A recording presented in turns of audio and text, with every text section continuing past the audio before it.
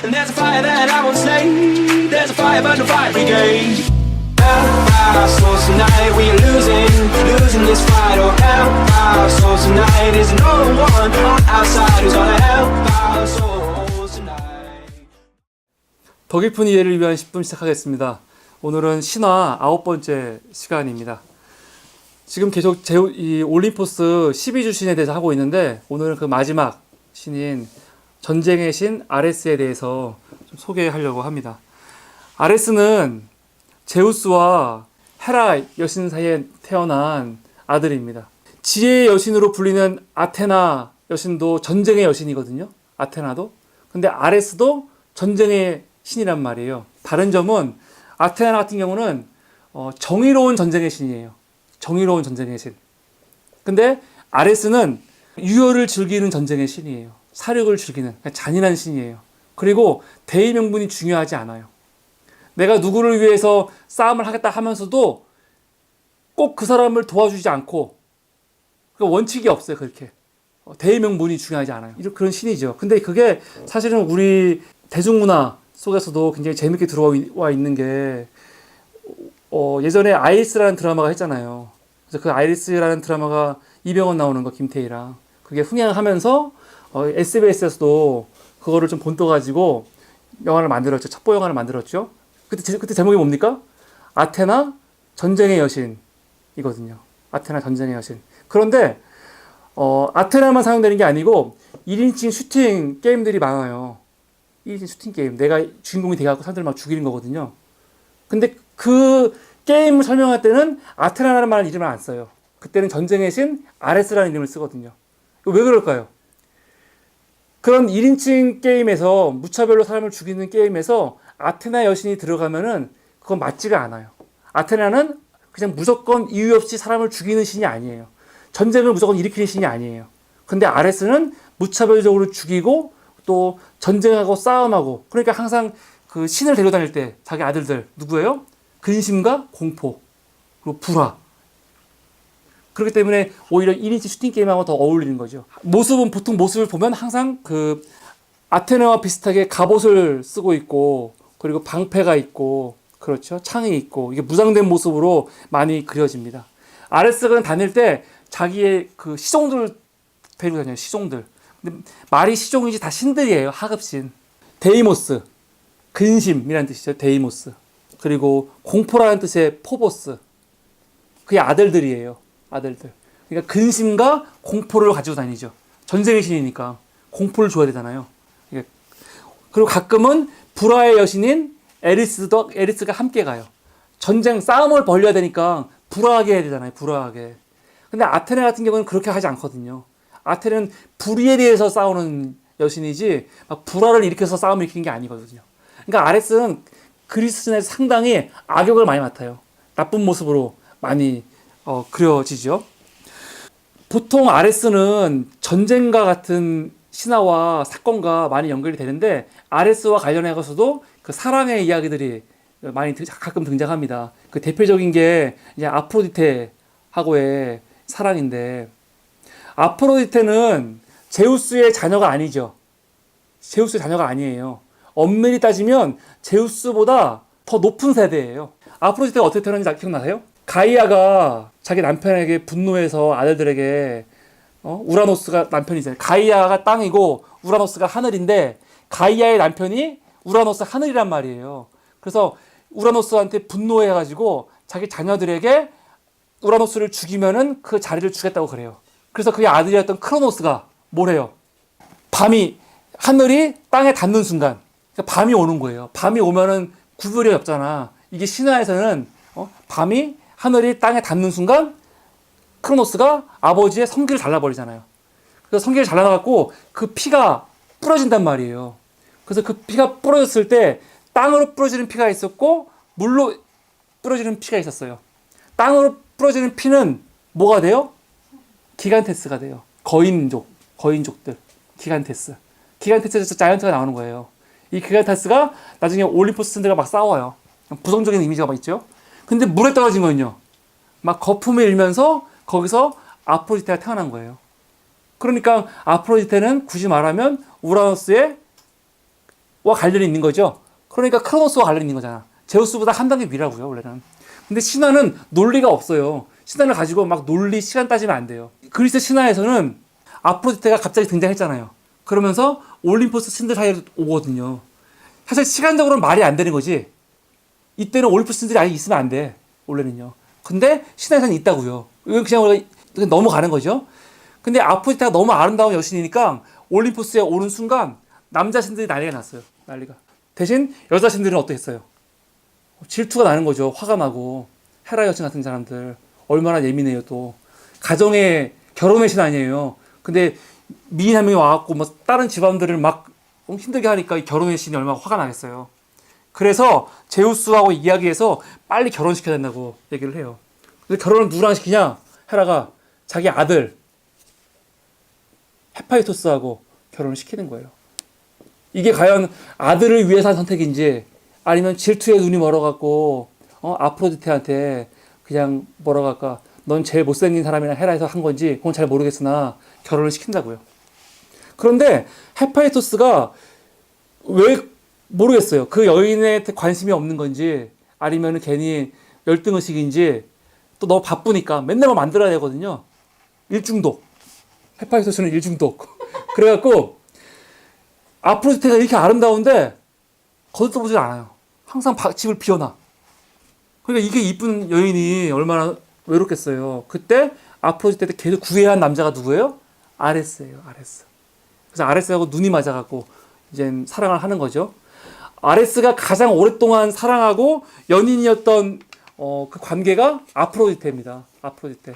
둘 사이에 5명의 자녀가 있어요. 한 명이 아까 말한 공포의 신 데이모스, 걱정의 신, 그리고 포보스. 이 두 아들은 아버지와 어머니 중에 누굴 더 영향받은 것 같아요? 당연히 아버지죠. 그리고 다음이 조화의 신, 조화의 여신 하르모니아. 하모니라는 말 있잖아요. 그 조화라는 게 전쟁의 신과 아름다움의 신이 합쳐갖고 하모니가 된 거야. 조화를 잃은 다음에는 이제 어머니 쪽으로 가갖고 네 번째 신이 그 유명한 사랑의 신 에로스. 에로스가 로마로 가면 큐피트가 되는 거죠. 에로스. 그리고 5번째 신이 뭘까요? 네 번째가 사랑의 신이었죠. 5번째 신은 복수의 신이에요. 근데 어떤 복수냐면은 사랑에 대해서 답하지 않거나 보답하지 않았을 때 하는 복수예요. 내가 막 사랑하는데 이 사람이 내 사랑을 받지 않아. 그랬을 때 사랑이 변하면 뭐가 돼요? 사랑이 변하면 원망이 되고 분노가 되잖아요. 이랬을 때 나오는 이 복수. 안테로스죠. 안테로스. 에로스와 안테로스. 이런 거 기억해 두세요. 그리고 대화할 때 너가 내 사랑을 받지 않아? 너는 안테로스의 저주를 받을 거야. 이렇게 말하고 시적으로. 옛날 사람들 다 이렇게 얘기했어요. 옛날 사람들은 다 이렇게 그리스 신화와 관련해가지고 이런 표현들을 많이 했거든요. 그래서 문학작품 보면은 이 신화의 신들의 이름으로 대화하는 게 되게 많아요. 이 두 사람의 불륜이 워낙 유명하기 때문에 이 불륜 이야기를 알게 된 거죠. 헤파이토스가. 그걸 누가 알려줬냐면 태양신 아폴론이 알려줬어요. 아폴론은 또 예언의 신이기도 하고 하니까. 그래서 이 헤파이토스가 화가 나갖고 아주 유명한 이야기예요. 그물을 만들어요. 눈에 잘 보이지 않는. 그리고 그걸 침실에 딱 걸어놓고 두 사람이 불륜할 때 이게 탁 떨어지면서 감싸게. 앞에 그림 보면은 지금 잡혀있죠. 그런데 전쟁의 신이 아무리 힘이 세도 헤파이토스가 만든 그 그물을 끊을 수 없어요. 그러니까 헤파이토스가 만든 물건은 그 누구도 파괴할 수 없고 끊을 수 없는 거예요. 그 정도로. 그래갖고 모두한테 다 망신을 주는 거죠. 그래서 두 가지 목적이었어요. 하나는 그 두 관계를 끝내려는 거 하나. 부인이 다시는 바람 못 피게 하려고 하는 거 하였는데 하나는 성공해요. 아레스하고 아프로디테가 이 사건을 계기로 공개적으로 망신당한 사건을 계기로 이제 헤어지죠. 그래서 아레스는 아프로디테를 만나지 않아요. 그런데 두 번째, 부인이 바람피지 않는 건 막을 수가 없죠. 그 아프로디테는 그 이후에도 계속해서 사랑을 하죠. 사람들과. 인간하고도 하고 신들하고도 하고 그렇게 이야기가 전개가 됩니다. 그런데 이런 사랑의 신화는 좀 예외적인 많지 않고 아레스와 관련해서는 전쟁 이야기가 훨씬 더 많죠. 근데 아레스가 전쟁의 신이잖아요. 근데 되게 웃긴 게 아레스는 힘이 굉장히 세고 전쟁의 신 대단해요. 그런데 지혜롭지 못해요. 머리가 좋은 신은 아니에요. 그러다 보니까 지혜의 신이면서 전쟁의 신. 아테네와 싸우면 누가 이길까요? 아테네가 거의 이기죠, 항상. 거의 항상 이겨요. 그 앞에 그림 봐도 아레스는 누워있고 이 아테네가 이기고 있잖아요. 근데 이런 경우가 많아요. 예를 들어서 아레스가 헤라클레스도 죽이려고 했고 아킬레우스도 막 죽이려고 했어요. 아레스는 인간 영웅들과 관계가 안 좋아요. 그 죽이려고 하잖아요. 그럼 사실은 헤라클레스와 아킬레우스가 아레스와 그냥 싸움을 하면요, 싸움이 되지가 않죠. 어떻게 싸움이 되겠어. 그런데 창으로 죽이려고 하면 아테네가 그 창이 비끼가게 탁 막아요. 그러면서 아킬레우스나 헤라클레스가 아레스의 몸에다가 이 흠집을 살짝 막 내고 그래. 그러면 아레스는 바로 도망가요. 그러니까 전쟁의 신치고 너무 좀 치졸한 모습이 좀 있어요, 가끔. 그래서 항상 이렇게 좀 전쟁하면 악역으로 지거나 패배하는 모습들이 의외로 많이 나오는 거죠. 북유럽 신화에 보면은 누가 나오냐면은 토르라고 있어요, 토르. 어벤져스에 보면 토르 나오죠. 어벤져스에. 근데 어벤져스의 토르는 조금은 신화의 모습과 달라요. 왜냐면 이 토르는 정말 힘만 세. 뇌가 거의 없는 신이에요. 머리가 나쁜 신이거든요, 되게. 힘은 세고. 근데 이 토르가 이 망치로 번개를 다스리거든요. 얼핏 보면은, 그리스 신화의 제우스가, 근데 제우스하고는 달라요. 제우스 보면 안 되고, 오히려 전쟁의 신 아레스와 좀 비슷한 이미지라고 할 수 있죠. 이 토르. 그러니까, 지금 나오는 영화들 있잖아요. 어벤져스 같은 것들. 이게 다 그 인물들이 신화적인 인물들이 되게 많아요. 다. 신화와 관련된 인물들. 이름만 다르지, 아니면 변형했던 것들, 그런 거 되게 많습니다. 히어로 중에. 히어로물은 신화를 알면은 다 사실은 이해할 수 있는, 거의 창의적인 게 많지 않아요. 다 신화적인 인물들을 각색해서 만든 사람들이 되게 많죠. 아레스는 아까 아프로디테 말고도 자녀들이 많죠. 근데 아레스의 자녀들은 대부분, 그러니까 에로스 같은 신들은 좀 예외적으로 두고 엄마를 닮았으니까 아레스를 닮은 신들은 대부분 난폭하고 불친절해요. 그래서 여행객들을 막 죽이고 되게 잔혹한 모습을 볼 때가 많습니다. 대표적인 아들들이 아레스가 피레네와 함께 관계를 맺어갖고 난 삼형제, 유명한 키크로스, 또 트라케의 왕이었던 디오메데스, 그리고 리카온 삼형제가 있는데, 이 삼형제가 아주 잔인한 삼형제예요. 난폭하고 심지어 사람들을 막 잡아먹어요, 인육을. 결국 이 삼형제가 누구한테 죽냐면 헤라클레스한테 죽어요. 헤라클레스한테. 인간 영웅. 헤라클레스는 나중에 얘기하겠지만 정말 대단한 존재예요. 힘만 센 존재가 아니거든요. 아레스의 딸 중에는 굉장히 유명한 딸이 있습니다. 바로 그 유명한 아마조네스의 여왕인 펜테실레아인데, 사실은 그 아마조네스 그 족속 자체가 아레스의 후손이에요. 아마조네스는 뭐냐면 여인들로 이루어진 왕국이에요. 여인 전사들로 이루어진 왕국. 되게 무서운 왕국이에요, 아마조네스가. 그래서 그 아마조네스는 지금 그림에서는 굉장히 아름답게 그려지지만 사실은 굉장히 무서운 모습으로 더 많이 그려지죠. 근데 남자가 필요할 거 아니에요, 결국은. 자녀를 낳아야 되니까. 그래서 일정한 계절이 되면 이 여인들이 밖으로 나가서 임신해갖고 와서 자녀를 낳죠. 아들이면 어떻게 할까요? 거세를 시켜버리던가 아니면 외국으로 보내버려요. 딸이면 어렸을 때부터 전사로 교육을 시켜요. 그래서 특히 아마조네스는 활 쏘는 걸로 유명하거든요. 활이 아주 유명해. 그래서 오른손잡이들은 오른쪽 유방을 떼어버려요. 왼손잡이는 왼쪽 유방을 떼어버려요. 혹은 여기를 압박을 해가지고 성장하지 못하게 해요. 왜? 활을 쏘는데 방해가 되니까. 이랬던 족속이죠. 나중에 이 신화, 아마조네스 신화는 옛날부터 있었으니까 그 신화를 잘 알고 있던 탐험가들이, 스페인의 그 핀슨 탐험대가 1500년경에 남미의 강을 여행하다가 마치 아마조네스를 연상시키는 여자 전사들을 만나요. 그래서 그 강 이름을 뭐라고 해요? 아마존강이라고 한 거예요. 아마존강. 아마조네스가 아마존의 복수거든요. 그러니까 이렇게 또 신화가 들어와 있는 거죠. 우리의 그 삶에, 우리의 문화에.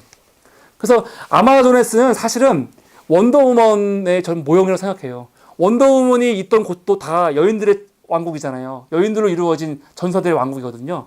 요번에 갤가도시 원더우먼 맡아갖고 영화가 만들어졌거든요. 근데 그 영화에서도 보면은 여기서는 아예 노골적으로 원더우먼이 어렸을 때 아마조네스에서 훈련받은 여인으로 나오더라고요. 그렇게 이 신화가 영화에도 그렇고 여러 가지 우리 문화에 들어와 있는 걸 알 수 있죠. 그래서 아레스와 관련해 갖고는 이렇게 아들들도 딸들도 여러 가지 전쟁과 관련된 이야기들로 많이 구성되어 있습니다. 오늘까지 올림푸스 12신에 대해서 이야기를 했고 다음 주부터는 다른 이야기들 어떻게 처음에 우라노스, 다음에 크로노스, 다음에 제우스잖아요. 그럼 이제 제우스 신들을 올림푸스 신들이 주라면 그 위의 신들은 뭐라고 했습니까? 그때? 티탄 신들이라고 했죠. 이 티탄 신들과 올림푸스 신들 간에 전쟁이 일어나죠.